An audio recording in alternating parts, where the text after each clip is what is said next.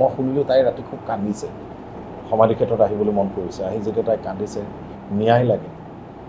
মই ভাবোঁ 23টা দিন হ'ল, আজি 23 তাৰিখ, আৰু যিমান পাৰি সোনকালে তাই খালি জানিব বিচাৰিছে যে কি কাৰণে জুবিনক এনেকুৱা কৰিলে। আৰু গৰিমা গাৰ্গক মই দেখিছোঁ বাচ্চা ল'ৰাক মৰম কৰি কেনেকৈ ৰাখিব লাগে, এইটো জুবিন গাৰ্গক তেনেকৈ ৰাখিছে। তেনেকৈ এগৰাকী মাকে বাচ্চাটোক যেনেকৈ বুজালে বুজি পায়, তেনেকেই গৰিমাই তেনেকৈ তাইক জুবিনক তেনেকেই তাক আগবঢ়াই লৈ গৈছিল।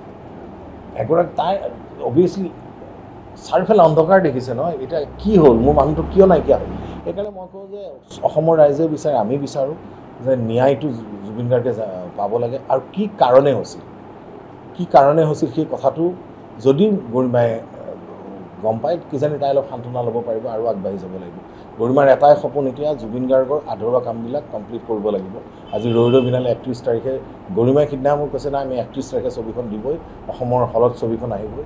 আৰু মোৰ এটাই কথা, এই ছবিখনত গৰিমাই হওক, জুবিন গাৰ্গে হওক, সামন্তক আমি গোটেইখিনি, ৰাজেশ ভূঞা, মই অভিনয় নকৰিলেও ছবিখনৰ এটা পাৰ্ট বুলিয়ে ভাবোঁ, যিহেতু মোৰ জিল ক্ৰিয়েশ্যন হওক বা আই ক্ৰিয়েশ্যন, গোটেই মানুহখিনিৰ লগতে মোৰ এটা ঘৰুৱা সম্পৰ্ক।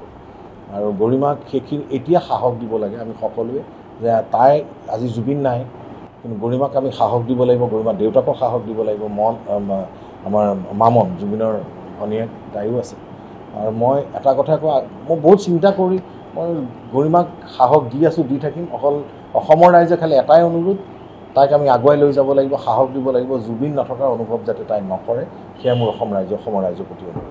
তো আছোঁৱেই গৰিমাৰ লগত, নৱনীতা, আমি দুটাইতো আছোঁৱেই। আৰু আমাৰ বন্ধু মহল সকলোৱে গৰিমাৰ ওচৰতে আছে। গৰিমা আচলতে জুবিন গাৰ্গৰ পত্নী হোৱাৰ উপৰিও আমাৰ পৰিয়ালৰ এজন সদস্য বুলি ক'ব লাগিব। আজি জুবিন গাৰ্গ নাই, কিন্তু গৰিমাক আমি সাহস দিব লাগিব। আজি যেতিয়া মই শুনিলোঁ তাই ৰাতি খুব কান্দিছে, তাইৰ সমাধি ক্ষেত্ৰত আহিবলৈ মন কৰিছে। আহি যেতিয়া তাই কান্দিছে, তেতিয়া মই শুনিলোঁ তাই ৰাতি খুব কান্দিছে, সমাধি ক্ষেত্ৰত আহিবলৈ মন কৰিছে। আহি যেতিয়া তাই কান্দিছে, ন্যায় লাগে। মই ভাবোঁ 23টা দিন হ'ল, আজি 23 তাৰিখ, আৰু যিমান পাৰি সোনকালে তাই খালি জানিব বিচাৰিছে যে কি কাৰণে জুবিনক এনেকুৱা কৰিলে।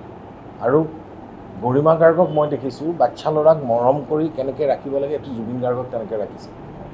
তেনেকৈ এগৰাকী মাকে বাচ্চাটোক যেনেকৈ বুজালে বুজি পায়, তেনেকেই গৰিমাই তেনেকৈ তাইক জুবিনক তেনেকেই তাক আগবঢ়াই লৈ গৈছিল। তাই অভিয়াছলি চাৰিওফালে অন্ধকাৰ দেখিছে নহয়, এতিয়া কি হ'ল, মোৰ মানুহটো কিয় নাইকিয়া হ'ল। সেইকাৰণে মই কওঁ যে অসমৰ ৰাইজে বিচাৰে, আমি বিচাৰোঁ যে ন্যায়টো জুবিন গাৰ্গে পাব লাগে। আৰু কি কাৰণে হৈছিল সেই কথাটো যদি গৰিমাই গম পায়, কিজানি তাই অলপ সান্তনা ল'ব পাৰিব আৰু আগবাঢ়ি যাব লাগিব। গৰিমাৰ এটাই সপোন, এতিয়া জুবিন গাৰ্গৰ আধৰুৱা কামবিলাক কমপ্লিট কৰিব লাগিব।